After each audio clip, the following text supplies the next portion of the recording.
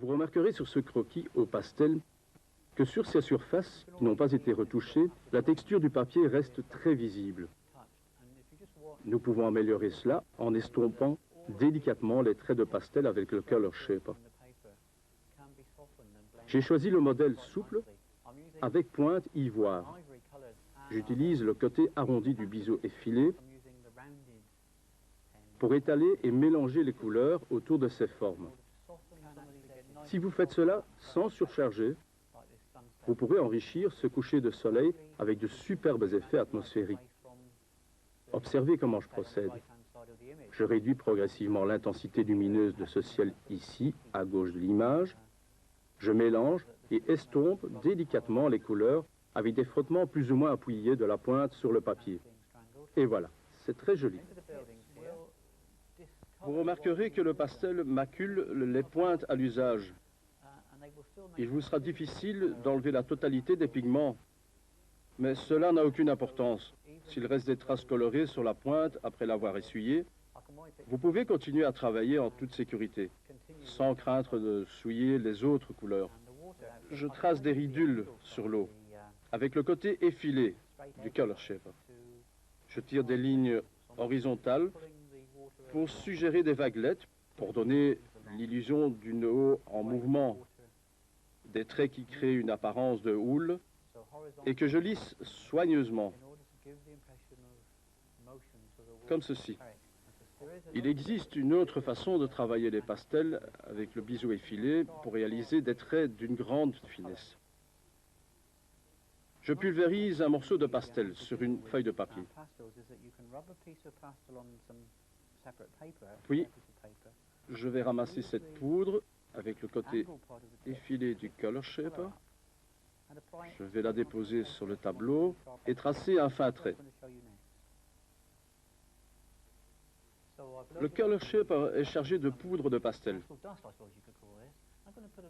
Je dépose un petit point de couleur pour indiquer ce réverbère, ici, et j'utilise le reste pour tracer une réflexion lumineuse verticale. Vous voyez la ligne ici. Il reste assez de poudre sur la pointe pour peindre un autre trait. Impossible de réussir cela d'une autre façon avec les pastels. Un bon truc est d'humecter la pointe du Color Shaper avec de l'eau additionnée d'un peu de gomme arabique, ce qui permet à la poudre d'adhérer facilement à la pointe. Un coup de chiffon propre sur la pointe avant de racler des traits horizontaux au travers de ces réflexions pour montrer que ceci est de l'eau. Et voilà.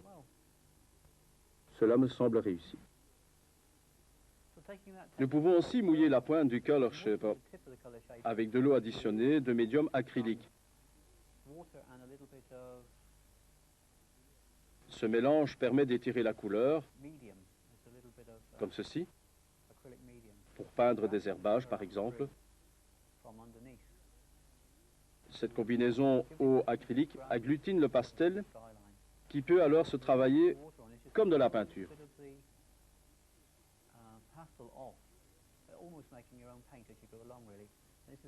Cette technique est très efficace pour peindre les cheveux et les dentelles dans les portraits par exemple. Elle permet aussi d'effranger délicatement des contours ou des formes. Ce procédé est très utile pour suggérer des herbages, des feuillages sur les arbres, etc.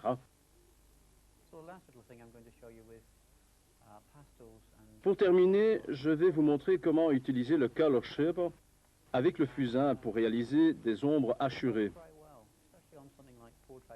Cette méthode est particulièrement indiquée pour définir, adoucir ou accentuer les formes expressives d'un portrait. J'utilise, vous voyez, un biseau effilé à pointe souple. Je vais développer graduellement des hachures que j'étire et croise alternativement.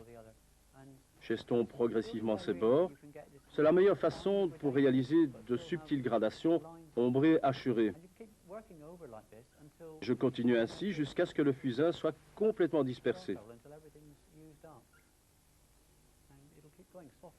Cette technique très picturale donnera à votre travail un aspect très original.